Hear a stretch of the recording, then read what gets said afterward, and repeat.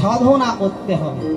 সাধনায় ভক্ত উপর দিকে ওঠে আর করুণাতে উপরের ভগবান নিচের দিকে নামে। ভক্ত সাধনা করতে করতে যত ঊর্ধ্বগামী হবে, ভগবান করুণাতে তত নিম্নগামী হবে।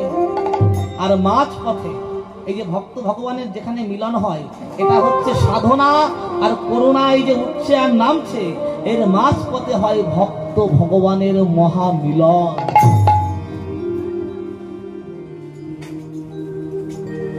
তাহলে যেমন গুরুদেবের কৃপা ছাড়া শ্রীফল শেখা যায় না, যেমন মাস্টার মশাইয়ের কৃপা ছাড়া কখনো শিক্ষাগত যোগ্যতা অর্জন করা যায় না, তেমন ভক্তি মার্গে যেতে গেলেও একজন গুরুর প্রয়োজন হয়। গুরুকে জীবের নিস্তার লাগি নন্দ সুত হরি, ভুবনে প্রকট হলেন তিনি গুরুরূপ ধরে। সেই চৈতন্য মহাপ্রভু আজ নদিয়ার নবদ্বীপে ভাগ্যবতী সুরধ্বনি গঙ্গার তীরে অবতীর্ণ হয়ে দুটি বাহু উত্তোলন করে আপামর কলিহত জীবকে উদাও আহ্বান করে জানাচ্ছে, হে কলিহত জীব, সংসার রূপ ভব সিন্ধুর কিনারে এসে তোমাদের এমন করে কাঁদতে হবে না। কেন? এই দেখো, আমি তোমাদের জন্য একটা পাড়ের ব্যবস্থা করেছি। মহাপ্রভুর কথা শুনে কলিহত জীব বলছে, মহাপ্রভু, তুমি না হয় আমাদের জন্য পাড়ের ব্যবস্থা করেছো, কিন্তু আমরা তো কলির হতজীব, সম্বল বলতে তো আমাদের কিছু নেই, কিন্তু নৌকায় পার হতে গেলে কড়ি চাই, আমরা কড়ি কোথায় পাবো? বৈষ্ণব পদকর্তা বলছে, শোনো শোনো, আমার চৈতন্যের ঘাটে সে কারোর কড়ি লাগে না। আহাই আমার চয়, আমার চয় তন্নের ঘাটে, আমার আমার গোবরে হরি,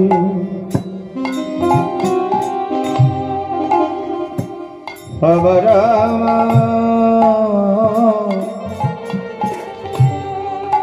আমার আমার গোবর হরি,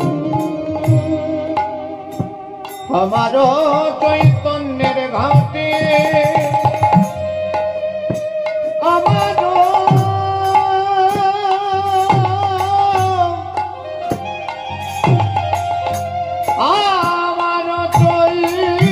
চৈতন্যের ঘাটে,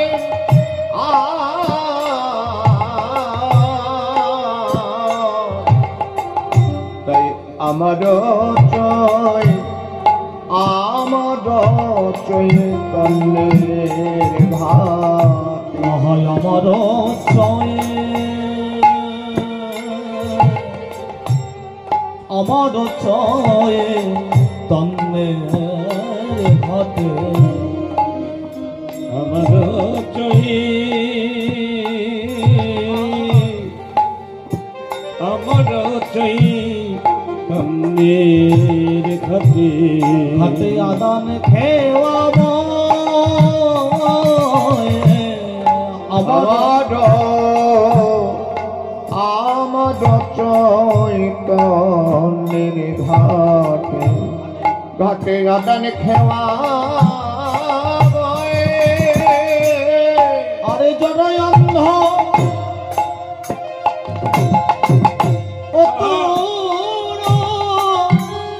অবধি পার হয়, অন্ধ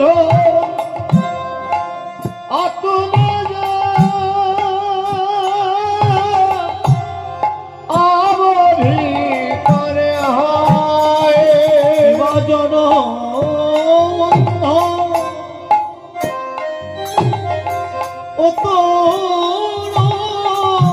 অবধি পার হয়,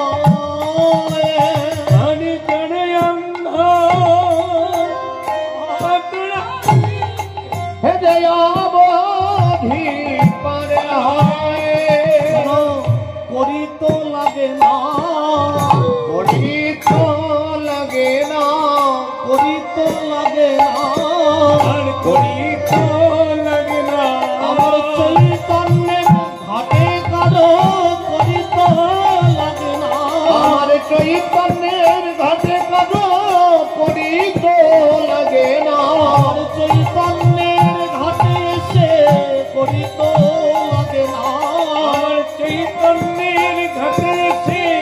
পড়িত লাগে না এই হলো রে, এসে দাঁড়ালে হলো রে এসে দাঁড়ালে হলো রে